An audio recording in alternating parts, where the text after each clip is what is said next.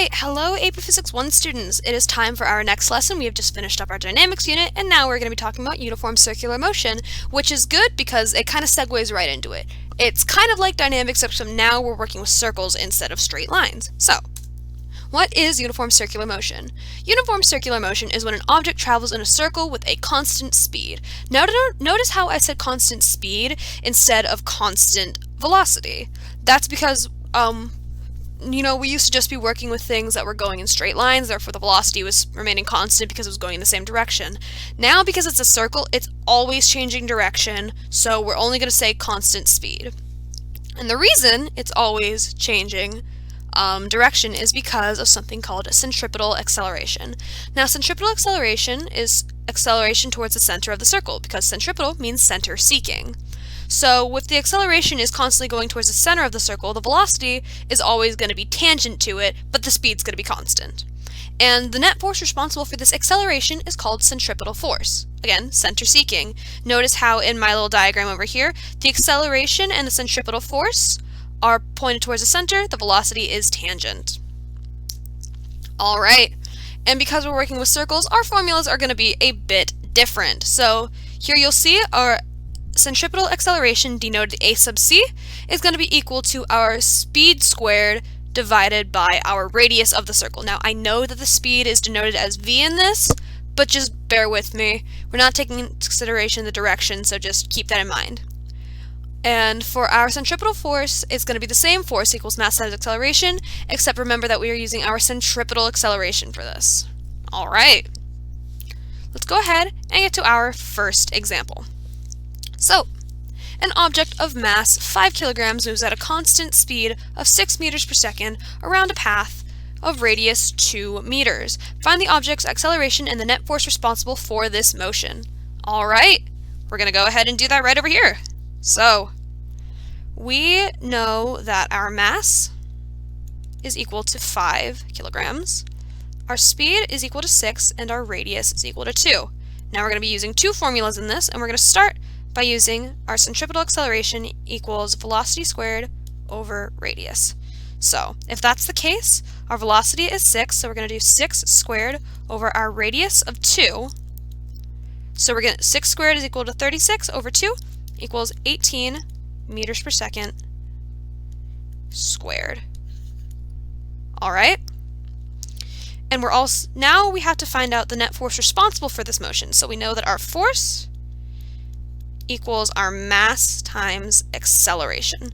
So we know our mass is 5, so we know our centripetal force is equal to 5 times our acceleration, which is equal to 18, and 5 times 18 equals 90 newtons. So 90 Newton force responsible for this acceleration. Alright, let's go on to another example. Let's say a 10 kilogram mass is attached to a string that has a breaking tension of 200 newtons. If the mass is whirled in a horizontal circle of radius 80 centimeters, what is the maximum speed it can have? Alright, let me go ahead and clear my whiteboard. So, we know that our force of tension is going to equal 200. The mass is equal to 10. The radius is equal to 80 centimeters, or 0.8 meters, because we want to use that. And we're trying to find our v. Now, an important thing to note, it gave us tension, but in this case, our force of tension is going to be equal to our centripetal force. And that's an important thing. And our centripetal force is equal to mass times times speed, squared over radius. So, in this case, we're going to go ahead and start plugging things in. So we know our 200 is equal to our mass of 10 times v squared over our radius of 0.8. Now we're going to go ahead and isolate our v in this. So if you want to isolate v, we're going to get v equals the square root of our radius times our tension over our mass. That's a weird M. Hold on. Mass. I'm not writing in cursive. So we're going to go ahead and plug that in and get our V equals the square root of our radius of 0.8 times our tension of 200 all over our mass of 10. And if we do that, calculate it all out, we're going to get our V equals 4 meters per second. All right. That's another pretty easy example, so let's go on to a bit of a more difficult one. Example 3. A roller coaster enters a loop. At the very top of the loop, the speed of the car is 15 meters per second and the acceleration points straight downwards. If the diameter of the loop is 40 meters and the total mass of the car is 1,200 kilograms, find the magnitude of the normal force exerted on the car by the track. Alright, so this is going to be a bit of a doozy. And just for the sake of this one, I'm going to go ahead and draw us a little diagram. So, let's say this is our loop. Alright? This is our car. Gravity. Force of gravity. And our normal force. That's what's acting on this. So, because both of these are, I get that I drew it bad, but these are both supposed to be pointed towards the center of our circle. So, because they're both pointed to the center, they both go into our centripetal force. So our centripetal force in this case is going to be equal to our force of gravity plus our normal force. Alright, but we want to just isolate our normal force. So our normal force is equal to our centripetal force minus gravity. So we know that our, if we want to write it further, we can do mass times speed squared over radius minus mass times gravity. Or if we really want to simplify it out, which, just for the sake of making calculations easy, I'm going to, mass times velocity squared, speed squared, my goodness, it's throwing me off too, minus gravity. So we know, in this case, our mass is equal to 1,200, speed is equal to 15, and our diameter, it said our diameter is 40, which means our radius is equal to 20, and for the sake of this problem, we're just going to make g equal to 10.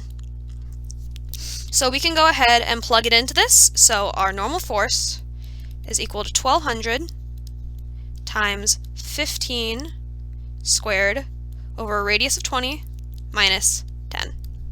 And when we multiply that all out, we get our normal force is equal to 1,500 newtons.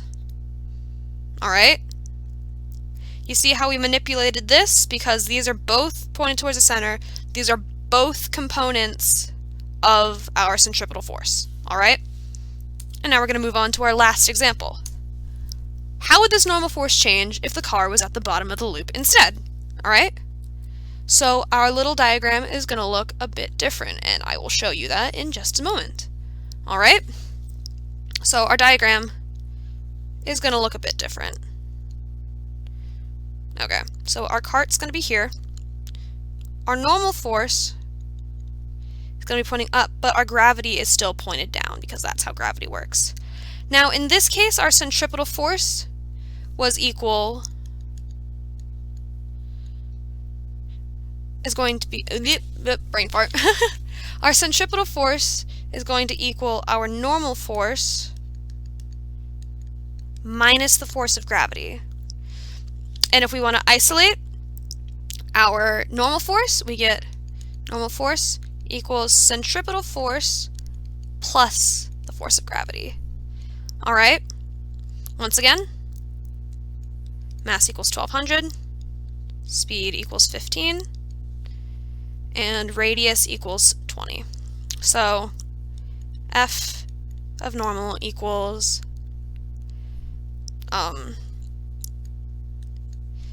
mass times speed squared over radius, and now plus mass times gravity, or we're going to simplify this again to mass times speed squared over radius plus gravity. That's how we're simplifying this. So we get our normal force equals 1200 times 15 squared over 20, now plus 10. And when we simplify that out, we get it equals to 25,500 newtons. Oh sure, now you make a pretty circle. Alright, so there are a couple things to consider when we're talking about centripetal force.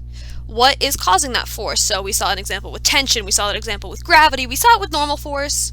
So you gotta take into consideration what's causing that so you know how to read your question correctly. You gotta know how they're telling you the information you need to know. And then we also have what is our net force and what are the forces acting on it. So in our last examples, we saw that it was gravity and normal force, or gravity and normal force like working against each other. So you gotta take into consideration what the different parts of your thing are. Anyways, I hope you found this useful. Let me know if you preferred me using the whiteboard on it instead of just having my work pre-written out and clicking through it. I think it helps to be able to see the process as it's going, but you know, some people might have other opinions, so I just want you guys to let me know. I can go back to the other way if that helps. But until then, good luck with your AP homework, and yeah, hope this was helpful. Cheers!